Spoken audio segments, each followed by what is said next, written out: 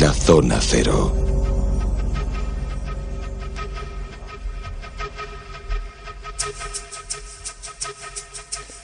Antaño, dicen algunos, fue una tierra de verdes praderas.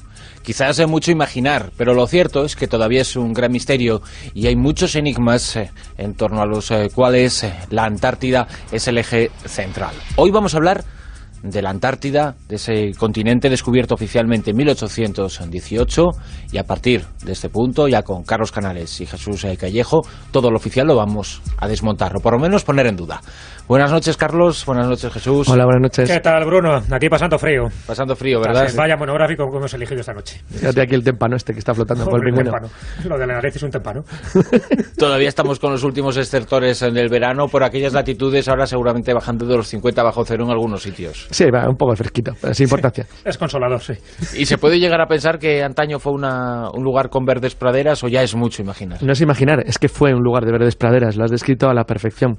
Y además se sabe perfectamente hasta cuándo, como máximo hasta hace unos 11.000 años, que es cuando desapareció el puente de tierra que lo unía con el continente sur de América, es decir, a través de lo que es Tierra de Fuego, que estaba vinculada y conectada con la Tierra de Graham y con toda la zona este del continente hoy helado.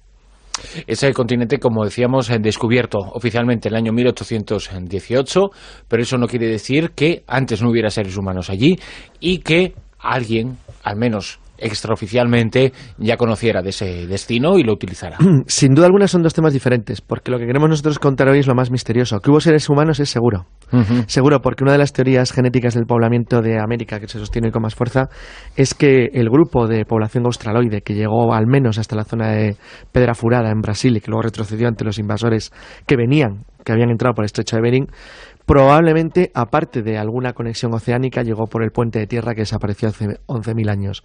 ¿Por qué? Pues porque Australia fue uno de los primeros lugares del mundo poblados por los seres humanos que cuando salieron de África. Había seres humanos en Australia hace probablemente 60.000 años. Y es casi seguro que algunos de estos grupos llegaron a América no tanto navegando, sino andando. Otra cosa es de lo que vamos a hablar hoy, que es algo imposible. Nosotros vamos a hablar de un tema realmente misterioso. Que es la existencia de mapas que detallan los diferentes accidentes orográficos, las costas y su forma, mucho antes de que se produjera ese descubrimiento y mucho antes incluso casi desde que existiera la capacidad para efectuar. No, con seguridad antes de que existiera la capacidad de hacer mapas, pero hoy nos vamos a centrar en algo que para mí es de lo más fascinante que existe en la investigación sobre el pasado incógnito de la humanidad, que es que estos son pruebas en las que, como veremos de una manera maravillosa, se han ido mezclando conocimientos de todas las épocas que una tras otra se han ido superponiendo, generando una especie de puzzle muy complicado de desentramar, en el cual hay algunos elementos que nos permiten tener la idea, que es de lo que quiero que se queden los oyentes como criterio general, de que realmente alguien trazó hace muchísimo tiempo, cuando digo hace muchísimo tiempo, es hace muchísimo, mapas de la Tierra entre unos 12.000 años antes de Cristo a 35.000. Esos mapas cubrieron el planeta entero, aunque hoy nos vamos a centrar solamente en la parte que afecta a la Antártida, porque es de lo más original y de lo más extraño. Y no vamos a hablar solo de Piri Reis. El mapa de Piri Reis, que es quizá el más conocido de estas características, porque nos presenta América, sus costas, ha sido muy discutido en algunos aspectos, pero lo cierto es que ahí está, y se puede comprobar y se puede ver, y que es anterior al descubrimiento de América. Sin embargo, cuando hablamos de la Antártida, ya estamos hablando además de una tierra extraordinariamente lejana, en donde al problema técnico de efectuar mapas se une también la distancia geográfica que existía al punto de partida de aquellos barcos que pudieron llegar al lugar antes que nadie. Claro, por eso es un misterio con mayúsculas y además desde todos los puntos de vista que lo analicemos. ¿Por qué? Porque, primer punto, estaremos hablando de gente que ya estuvo en la Antártida antes de ser descubierta oficialmente. Segundo punto, estuvieron, regresaron y hicieron mapas cartográficos. Por lo tanto, se señalan en estos mapas imposibles, y digo imposibles porque oficialmente no deberían existir, es decir, desde el punto de vista de la historia más rigurosa, si se habla de 1818, ¿qué rayos pintan unos mapas del siglo XVI, siglo XVII y siglo XVIII? No solo describiendo la Antártida, sino la Antártida sin los hielos. Es decir, son mapas que están dibujando sin hielos la Antártida, sus costas, cuando supuestamente estaban así desprovistos de hielo hace unos 6.000 años. Ahí está el problema, que aunque la fecha en la que podemos datar esos mapas es siglo XV, XVI, XVII, XVIII, como nos estás diciendo, en tiempos relativamente recientes, lo que sí sabemos es que entonces la Antártida era básicamente como es hoy, pero la mostraban como era miles de años atrás, cuando el hombre estaba todavía en las cuevas. Es que hay algo más. La mostraban cuando no conocían que eso tenía que existir. Es decir, lo fascinante de todos estos mapas es que acabamos de decir que la Antártida se descubrió en 1818. Son decenas los mapas que representan la Antártida, pero muchos de ellos se podía pensar que se trataba de la mítica Terra Australis, o sea, la tierra que según los griegos tenía que compensar la masa de tierra colocada sobre el hemisferio norte. Sin embargo, no nos referimos a eso, nos referimos a detalles de una precisión cuando menos sospechosa, que ya hace años, cuando digo años digo hace un siglo, empezó a intrigar a muchos científicos porque empezaban a apreciar elementos muy raros que les llamaban la atención y que les hacían sospechar que había algo muy extraño. Básicamente, estas investigaciones ya han llevado en años sucesivos un grupo de investigadores, de los cuales más conocidos son Arlington Mallory, Walters Linehan y Charles Harwood, sobre todo, que tiene un libro maravilloso que se llama Los mapas de los antiguos reyes del mar, que es el que inició todo el proceso. Y ya finalmente, gente como Sarton.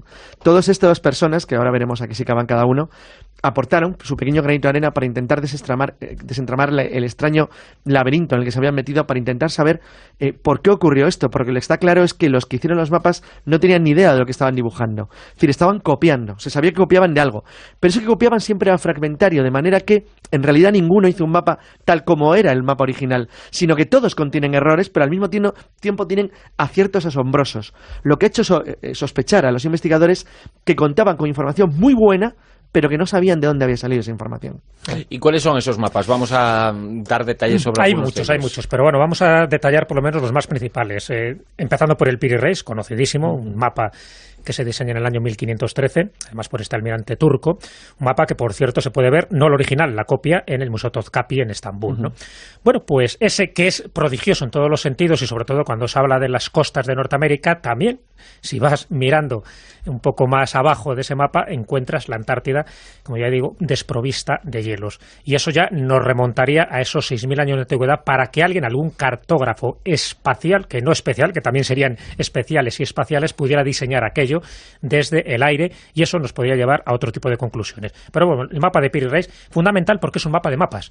De hecho, el mismo Piri Reis, en las anotaciones que se hacen en el mapa del año 1513, habla de que se basa por lo menos en 20 mapas anteriores, algunos de ellos tan antiguos como de la época de Alejandro Magno. O sea que también eso abre unas expectativas tremendas. Incluso también otra de las posibilidades que daría mucho que hablar y que sería, lógicamente, un debate para la polémica, es que uno de esos mapas lo tenía Cristóbal Colón. Más bien un marinero de Cristóbal Colón que había navegado con él. Bueno, es que lo dice la propia nota del mapa del Barguille, del mapa de Piri Reis. Él dice que una parte de los mapas, bueno, él pone una especie de memoria de dónde ha copiado dónde sacó la información, porque él dice que son mapas, y entre ellos cita a un antiguo piloto de Colón que fue capturado por sus corsarios, por los corsarios turcos, en aguas del Mediterráneo cerca de Malta en 1501.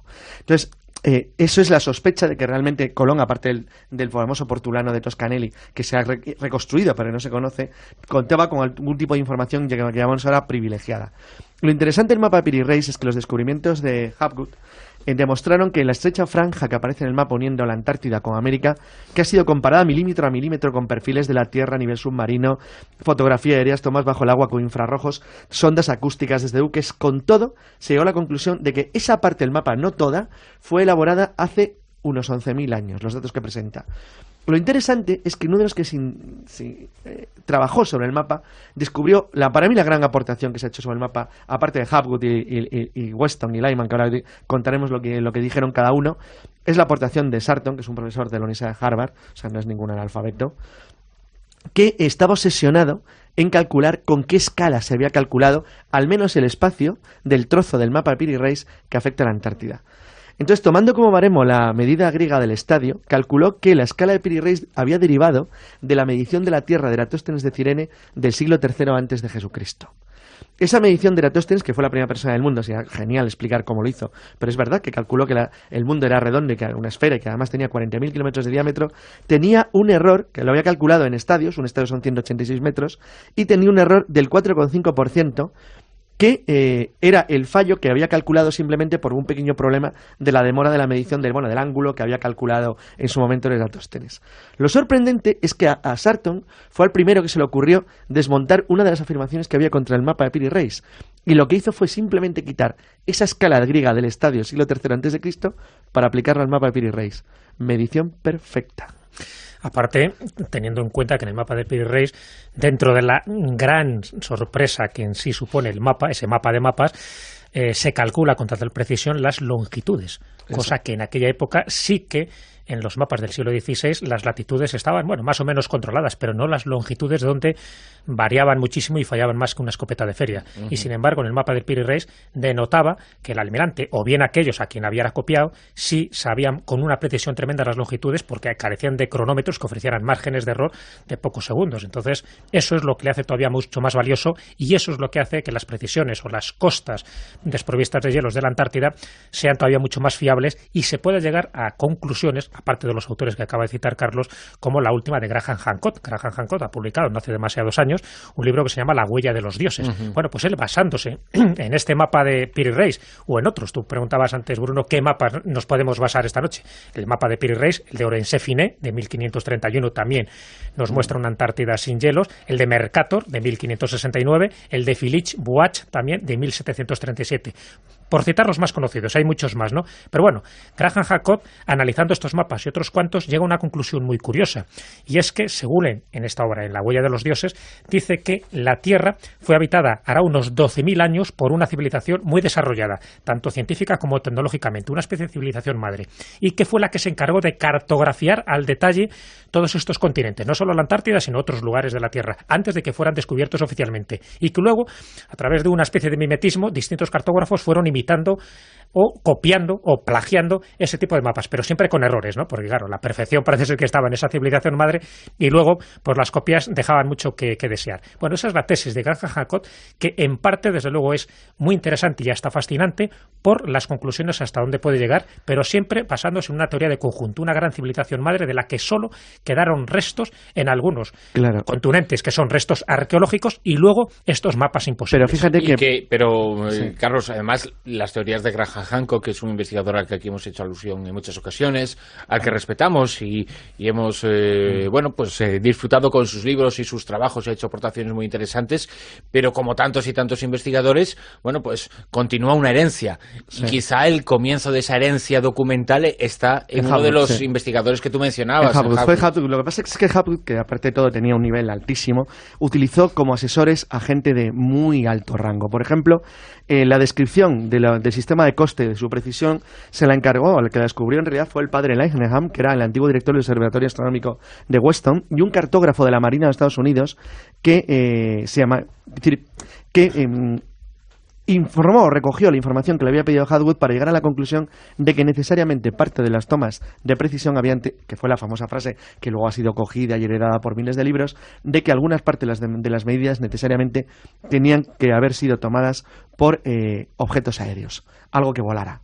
La verdad es que cada uno de los otros mapas, que es lo que decía Jesús, que es tan interesante, añade una piececita al puzzle complejo, porque todos los mapas tienen en sí mismo errores, es decir, tienen una parte de precisión asombrosa con otra de errores que está claro que es que no conocían esa parte. Por ejemplo, Jesús ha citado el mapa de Butch, que aparece fichado en 1754, aunque se elaboró unos años antes, donde la Antártida aparece sin hielo, con clima tropical y con algo sorprendente que no se supo hasta 1958, y es que formaba en realidad dos islas. O forma dos islas. O, por ejemplo, en el caso de Phineus, que ha citado Jesús, que es de 1561, no solamente las coordenadas de longitud son perfectas, sino que además se hace constar la existencia de ríos, valles y costas que están trazados en la posición exacta que tienen bajo el hielo, según las ondas de georradar y los análisis que se han hecho por parte de geólogos modernos. O el de Mercator, claro, en concreto, habla del mar de Amundsen y del mar de Bellinghausen. Es decir, dos mares precisos y perfectos pero que solo se demuestra esa precisión en el año 1958, en el año geofísico internacional. O sea que, aparte de que hubiera sido descubierto este gran continente, ¿no?, la Antártida, en 1818, los datos quedan confirmados, no en el momento que es descubierto, porque todavía no existía la tecnología, ¿no?, ni, por supuesto, los medios necesarios para hacer una buena cartografía de todo ese sexto continente, sino que hay que esperar hasta 1958 para darnos cuenta que tanto el Piri Reis como Eurosep Ineos, como Mercator y como Watch estaban siendo precisos en los datos que marcaban en sus mapas. Yo finalmente quería comentar un poco el mapa de la Carta de Camerio, que es un mapa que se levantó sobre cuadrículas, que utilizó trigonometría esférica en proyecciones con 37 comprobaciones que se le han hecho, que es algo absolutamente imposible para un matemático de la época de Colón. Entonces, realmente, es decir, estas pistas o pruebas, porque las que son auténticas pruebas, porque no he citado algunos que sean más discutibles, como el portulano chino de 1537 en piedra, que bueno, podría ser una copia moderna, porque hay alguna duda, o uno que me parece fantástico, es el portulano turco de Hadi Habkemet de 1559, pero que hay quien le considera una versión, bueno, ligeramente retocada del mapa de Piri Reis, si no fuera porque incorpora algunos elementos fantásticos referente a, bueno, a elementos de las costas que desaparecieron hace 30.000 años. Bueno, en conjunto lo que queremos decir con esto es que existen pruebas suficientes, pero pruebas de verdad, en los mapas, como para por lo menos dudar, porque de hecho es la prueba más sólida que tenemos hasta ahora de que algo raro ocurrió en el conocimiento del mundo hace miles de años. Y por tanto no sería un atrevimiento pensar que si alguien algún día escarba en el Polo Sur, en la Antártida, pudiera llegar a encontrar restos de actividad humana, algo que por lo menos oficialmente no se acepta ahora que pueda llegar a pasar, pero que bajo esta perspectiva y bajo esta visión de las cosas y en función de esas informaciones no estaría del todo desencaminado. No. Sí, no, es decir, sí se acepta que se puedan encontrar restos humanos en la Antártida, casi seguro, porque no hay ningún obstáculo científico en la ciencia actual pero de una civilización. Exacto, sí. Una civilización avanzada, eso sí, eso sería imposible. Pero restos humanos sí, no se discute que puedan haber aparecido en la Tierra de Abraham o cualquier otra zona de la zona noroeste de la Atlántida, de la Antártida. Lo que sí que parece curioso es que los elementos con los que contamos, bien analizados, nos permiten ver o pensar, porque es de las pocas pruebas con que contamos de manera sólida en el sentido que es algo realmente imposible. Sí, ¿no? Algo que se puede ver, de algún lado. Que no estamos hablando de leyendas. Hay alguien que fue capaz de hacer eso, y si alguien fue capaz de transmitir ese conocimiento durante miles de años es porque lo sacó de alguna parte. Y porque posiblemente, si esto es así, y esa es la teoría que reconstruye la existencia y que justifique la existencia de estos mapas, podría pensarse que otras zonas del mundo descubiertas en tiempos relativamente recientes también estarían en mapas. Claro. Mirando al otro lado del planeta, estamos en el Polo Sur, si apuntamos al Polo Norte, posiblemente ocurra algo similar. No, tú lo has dicho. Ocurre seguro. Claro, de hecho, en este monográfico nos hemos centrado en la Antártida, es decir, esos mapas imposibles, o misteriosos mapas madre, porque en definitiva lo que estamos diciendo es que hubo unos mapas madre de los cuales al final todos copiaron. Bueno, cuando digo todos copiaron, una especie como de grupo iniciado, ¿no? No todos podían acceder a este tipo de mapas porque la cartografía daba poder acceder a estos mapas, y si no que se lo dijeran a Cristóbal Colón, porque iba con una serie de mapas secretos a descubrir lo que él fue a descubrir, ¿no? Nos falta la prueba definitiva, pero hay muchos indicios de saber que llevaba este tipo de mapas antiguos. El que solo hablemos de la Antártida no quiere decir que no hay otros mapas donde se describen otros territorios no descubiertos oficialmente.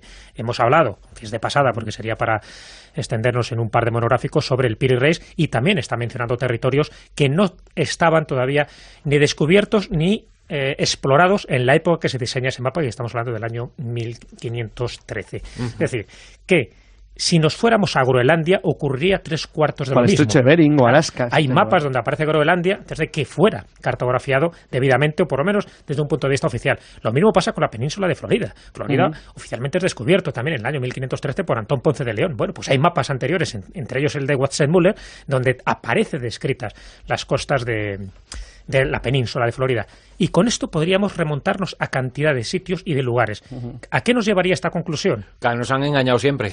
Pues que efectivamente la historia habría que reescribirla. Claro. Bueno, aquí no, que la historia está escrita, pero que por alguna razón hemos olvidado o hemos querido pasar por alto determinadas páginas. Por ahí va la cosa. Yo creo que la historia no nos ha querido engañar. Lo que pasa por las pruebas tenemos. Por ejemplo, el postulado que he citado, el de Heidi Hackman de 1559, presenta el estrecho de Bering, pero el paso terrestre, tal y como era hace 30.000 años. Es uno de los mapas más asombrosos puntos del mundo. Es decir, entonces, en todo este caso de cartografías imposibles, pues realmente lo que nos estamos enfrentando, pues claramente es...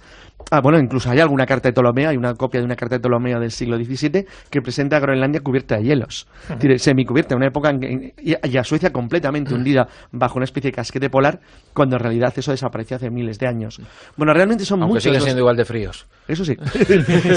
Realmente, es decir, tenemos muchas pruebas, que no quiere decir que haya que necesariamente que la historia haya escondido esto, hecho no lo ha escondido porque es imposible esconderlo. Lo que ocurre es que sí habría que considerar, por lo menos, creo que sería lo honesto, decir, miren, esto es muy raro. Creo que alguien en el futuro debería investigar de dónde se sacó esta información. Pues mira, a lo mejor debajo de los hielos de la Antártida tienes la respuesta. Pues hacia allí deberíamos encaminar esta nave, ¿verdad? Pues allí. Lo que pasa es que yo no sé si merecería la pena pasar este territorio frío virgen. No. Yo estaría dispuesto a pasar el frío que fuera si imagina que levantamos ahí 200, 300 metros el hielo y nos encontramos con una pirámide, por ejemplo. No, es que seguro que nos encontramos con restos arqueológicos sin ninguna duda. Ahora, merecería la pena... no sé, descubrir todo esto que de alguna forma ha sido preservado por los hielos durante cientos, incluso miles de años, pues no lo sé. La verdad es que ese sería el gran debate, porque hasta ahora la Antártida ha sido como un lugar preservado, ¿no?, por todas las naciones, donde, fíjate, hay intereses creados, ¿no?, para descubrir desde petróleo hasta gas, incluso, pues eso, como no, las huellas de civilizaciones perdidas, que podría dar un toque, un vuelco totalmente a la historia conocida, o más bien casi a la prehistoria conocida. Pero bueno, yo creo que posiblemente no sea el momento adecuado para indagar allí, por las consecuencias que podría tener a todos los niveles, ecológicas y políticas y geoestratégicas. Pero desde luego, la Antártida es una especie de, pues de reservorio natural donde nos podríamos encontrar con muchísimas sorpresas, pero muchísimas, tanto de la presencia humana como a lo mejor de la presencia de esta cultura madre. Exacto. Que luego dejó este tipo de huellas en, bueno, pues una especie de sociedad secreta que sería los cartógrafos, que a través de la escuela alemana y a través de la escuela mallorquina pues nos han ido llegando pues pequeños retazos, ¿sabes?, pequeños guiños de toda una cartografía imposible, donde se demostraba que no solo conocían mucho mejor el mundo, ya no digo que fuera redondo, que ya lo sabían de memoria, sino que se encargaron de... ¿Eso se sabía antes de Colón? Sí, perfectamente. Eso, algún día, si quieres, damos solo 12 pruebas... Sin problema. Era una ironía, ¿eh? No, ya. Pero es que estamos en... Bueno, lo sabía la gente culta de toda la historia. Sí, claro. Sí, no. Pero sí, nos faltaría como la prueba definitiva de dónde bebieron todos estos cartógrafos para sabes que aunque no se conoce cómo eras, pero la primera bola del mundo, con el tamaño correcto, sabiendo que tenía 40.000 kilómetros de diámetro, la hizo el rey Ptolomeo de Egipto, se la encargó a Eratóstenes, al bibliotecario al director de la Biblioteca de Alejandría, y es del año 230 a.C. Bueno, algún día, si el destino nos lo permite, viajaremos hasta allí, y si no, que quien lo haga, porque expediciones hay múltiples y variadas, y que se pueda descubrir, ojalá algún día, la verdad de lo que hay debajo de los hielos de la Antártida. El misterio se desvelaría, nosotros lo contaríamos, y al desvelarse el misterio, pues igual la competencia se quedaba en el paro. Pero bueno, Carlos, Jesús, muchas gracias. Hasta el siguiente monográfico. Gracias, Bruno. Lo firmo yo, solamente. ¿No? Bueno, venga, pues nos llevamos el témpano, con tu permiso. Me queda el pingüino.